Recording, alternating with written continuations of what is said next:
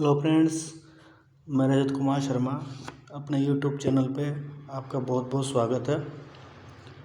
ठीक है, आज हम प्रस्तावना के महत्वपूर्ण तथ्य पढ़ रहे हैं। कल हमने प्रस्तावना के बारे में बात करी थी।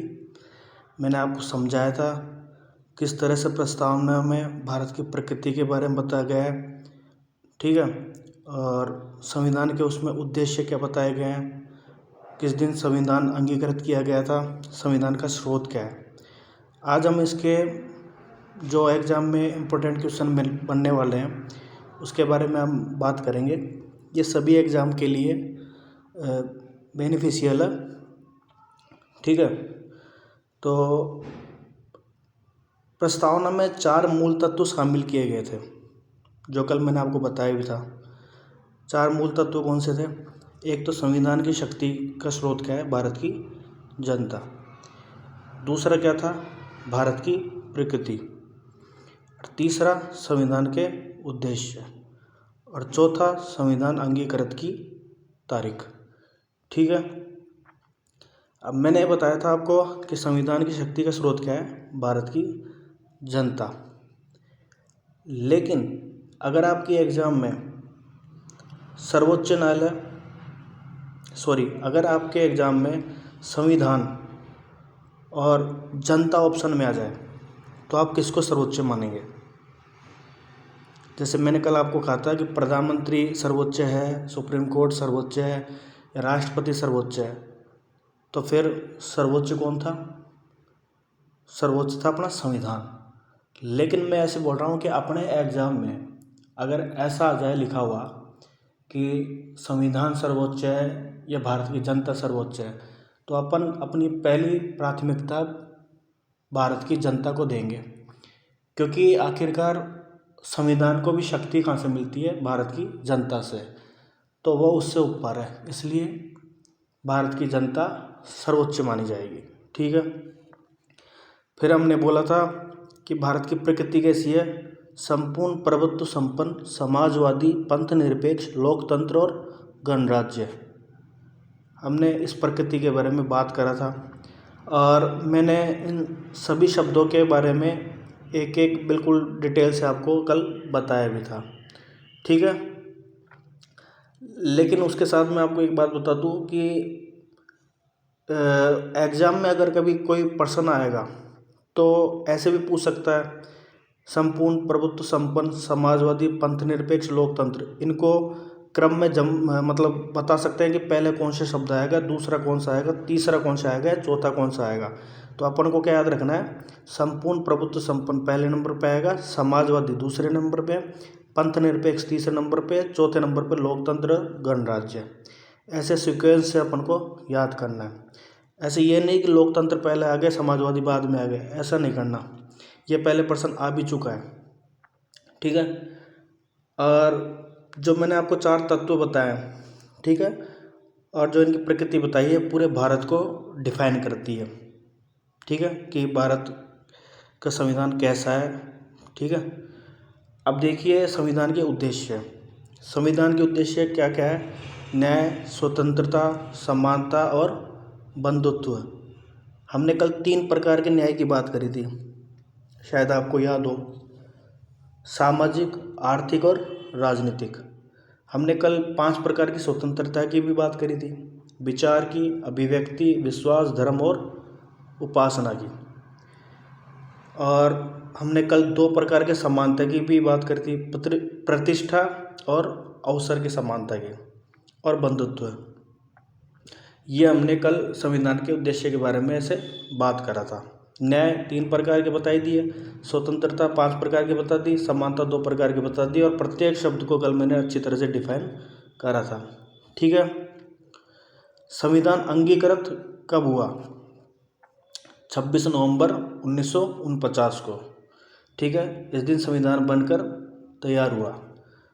इससे एक बात मुझे याद आती है कि प्रतिवर्ष 26 नवंबर को विधि दिवस भी मनाया जाता है, क्योंकि संविधान इस दिन बनकर तैयार हुआ था और कुल 16 अनुच्छेद इस दिन लागू हुए थे। और पूरा संविधान कब लागू हुआ? 26 जनवरी 1949। और विधि दिवस कब बनाया जाता है? 26 नवंबर को। क्यों? क्योंकि उस दिन हमारा संविधान बनकर तैयार हुआ था। अब देखिए प्रस्तावना की अवधारणा, प्रस्तावना का कॉन्सेप्ट कहाँ से लिया गया? संयुक्त राज्य अमेरिका से। ठीक है, आपको पता होगा तो अमेरिका पहला लिखित संविधान है। ठीक है, और इसकी हमारे प्रस्तावना की जो भाषा ली गई है वो ऑस्ट्रेलिया से ली गई है। ठीक है, अवधारणा संयुक्त राज्य अमेरिका से लिया गया है, मतलब कॉन्सेप्ट, और इसकी भाषा ली गई है ऑस्ट्रेलिया से। अब मैं आपको ये बताता हूँ कि प्रस्तावना संविधान में कैसे आया, कैसे जोड़ा गया। तो मैं बताता हूँ कि प्रस्तावना नेहरू द्वारा संविधान सभा में प्रस्तुत किए गए उद्देश्य प्रस्ताव पर आधारित है, जो पंडित जवाहरलाल नेहरू ने 13 दिसंबर 1946 को प्रस्तुत किया था। ठीक है, मतलब संविधान सभा जो बन रही थी उससे पहले पहली बैठक हुई थी 9 दिसंबर 1946 को।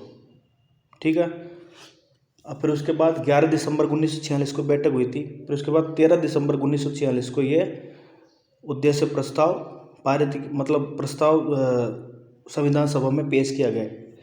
इसी को ही हम प्रस्तावना कहते हैं। ठीक है, और 9 दिसंबर 1946 को जो पहली बैठक हुई थी उसमें अस्थायी अध्यक्ष बनाया गया था सच्चिदानंद सिन्हा को, क्योंकि ये उम्र में बुजुर्ग भी थे। और 11 दिसंबर 1946 को जो अध्यक्ष बनाया गया था संविधान सभा का, जो हमारा संविधान तैयार करती, वो डॉक्टर राजेंद्र प्रसाद थे। ठीक है, और ये जो प्रस्ताव था ये स्वीकार कब किया गया? 22 जनवरी 1947। तो ऐसे ये प्रस्तावना हमारे संविधान में आया और बाद में इसको जोड़ा गया। अब देखिए प्रस्तावना के बारे में कुछ कथन कहे गए थे जिनके बारे में आपको जानना बहुत ज़रूरी है, क्योंकि एग्जाम में ये पूछ लिए जाते हैं और बहुत आते हैं।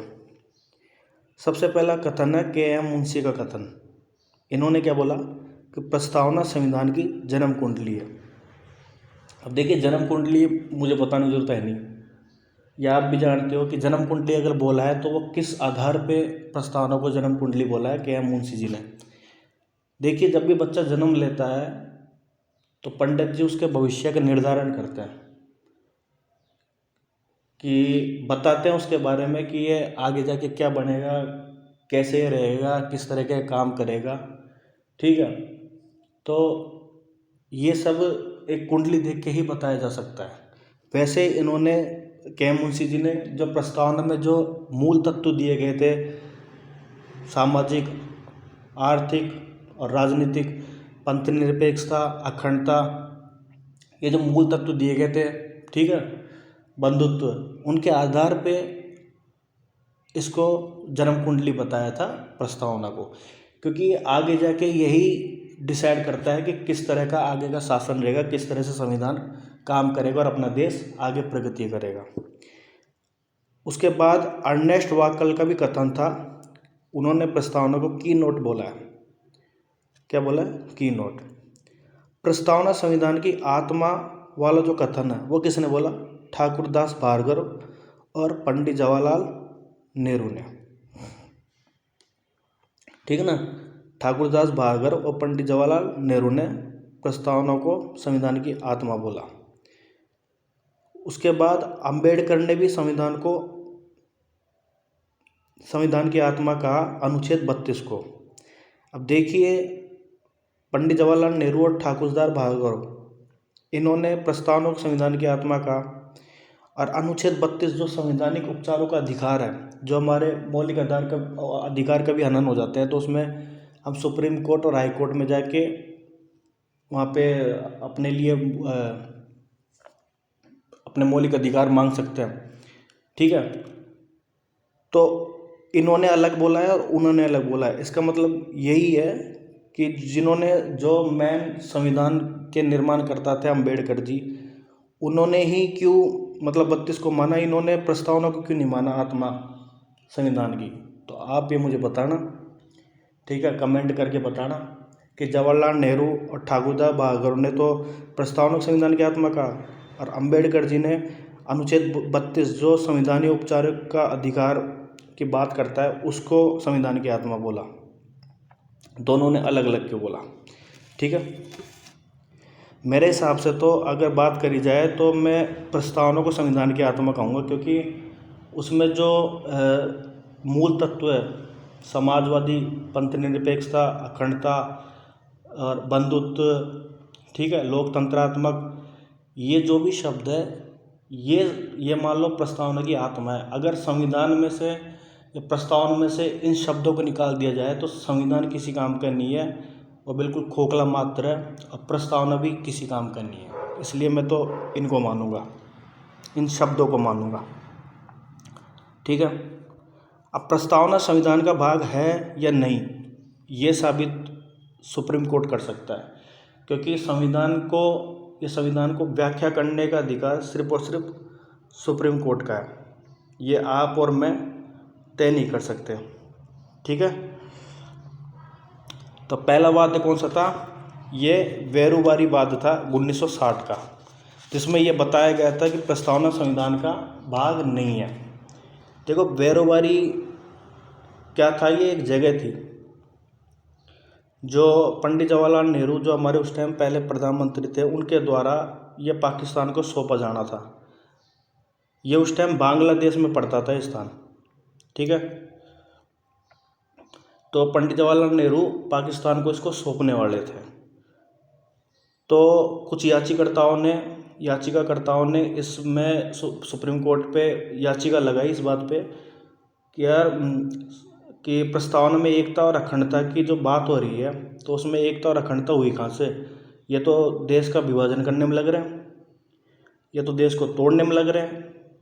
मतलब अपने देश की कोई वस्तु ज़मीन है उसको किसी दूसरे को देने में लग रहे हैं। तो फिर सुप्रीम कोर्ट का ये तर्क था, ये फैसला आया था कि हम प्रस्तावना के आधार पर इस बात को नहीं कह सकते कि हमारे संविधान की व्याख्या नहीं कर सकते, क्योंकि ये संविधान का भाग नहीं है, ठीक है। उन्होंने, सुप्रीम कोर्ट ने कहा था कि प्रस्तावना के आधार पर हम संविधान की व्याख्या नहीं करेंगे, क्योंकि यह संविधान का भाग नहीं है। मतलब उन्होंने साफ मना कर दिया कि संविधान जो प्रस्तावना है वो संविधान की व्याख्या नहीं कर सकते हम, क्योंकि यह संविधान का भाग नहीं है। फिर उसके बाद आया था केशवानंद बनाम भारत का। ये सबसे बड़ी बेंच थी, 13 जजों की बेंच थी, और संविधान का सबसे महत्वपूर्ण भाग और सबसे बड़ा फैसला था ये। इन्होंने से बोला था कि विधायिका इस प्रस्तावना में संशोधन तो कर सकती है, लेकिन मूलभूत ढांचे में ये संशोधन नहीं कर सकती। मतलब मूलभूत ढांचे का सिद्धांत दिया था। अब मूलभूत ढांचा कौन सा? पंथनिरपेक्ष, समाजवादी, इन सबको हम मूल ढांचा बोलते हैं, ठीक है। क्योंकि उन्होंने बोला था कि राज्य सरकार जैसे संविधान में संशोधन कर सकती है, वैसे इसमें भी संशोधन कर सकती है, लेकिन इसके मूल ढांचे में इसमें संशोधन नहीं होगा। जैसे मान लो नरेंद्र मोदी जी कह दे कि अब एक पार्टी की ही सरकार रहेगी, अब आगे से कोई चुनाव नहीं होंगे, मतलब लोकतंत्र खत्म करने की बात ये नहीं कर सकते। मतलब यह है कि लोकतंत्र खत्म करने की बात नहीं कर सकते और अपनी मर्जी के काम नहीं कर सकते। मतलब इसका मूलभूत जो ढांचा है ना, उसमें ये संशोधन नहीं कर सकते। सीधे से बात ये, लोकतंत्र को खत्म नहीं कर सकते। फिर उसके बाद आएगा अब तक कितनी बार इसमें संशोधन हुआ है। तो देखिए, मैं ये बताना चाहूँगा कि अब तक केवल एक बार संशोधन हुआ है प्रस्तावना में, और वो था 42वें संविधान संशोधन 1976। उस टाइम इंदिरा गांधी की सरकार थी, और इसमें 3 नए शब्द जोड़े गए थे, समाजवादी, पंथनिरपेक्ष और अखंडता। ये 3 शब्द जोड़े गए थे। 42वां संविधान संशोधन अपने आप में एक बहुत बड़ा संविधान संशोधन था। इसको एक नए संविधान की भी संज्ञा दी जाती है। प्रस्तावना वाद योग्य नहीं है, ठीक है। गैर न्यायिक, अपरिवर्तनीय, न्यायालय द्वारा संरक्षित नहीं है। मतलब आप प्रस्तावना में जो भी लिखा है ना, उसको लेकर सुप्रीम कोर्ट में नहीं जा सकते कि आप इसको लागू करिए। जैसे मौलिक अधिकार में हम कह सकते हैं न्यायालय में जाके आप इसको लागू करिए, वैसे इसमें हम लागू करने की बात नहीं कह सकते। हम सरकार के खिलाफ कोर्ट में चैलेंज नहीं कर सकते प्रस्तावना को। यह अपरिवर्तनीय है, मतलब लागू नहीं कर सकते। देखिए, फ्रांस की क्रांति से 3 शब्द आए थे, स्वतंत्रता, समानता और बंधुत्व। ये 3 शब्द बाद में जोड़े गए थे, ठीक है। स्वतंत्रता, समानता और बंधुत्व ये फ्रांस की क्रांति से लिए गए थे, और रूस की क्रांति से सामाजिक, आर्थिक और राजनीतिक शब्द ये रूस की क्रांति से प्रेरित थे, ये लिए गए थे। प्रस्तावना में भारत शब्द का उल्लेख 2 बार हुआ है, ठीक है। तो फ्रेंड्स, आज मैंने आपको प्रस्तावना के जो महत्वपूर्ण तथ्य थे उनके बारे में मैंने आपको बताया।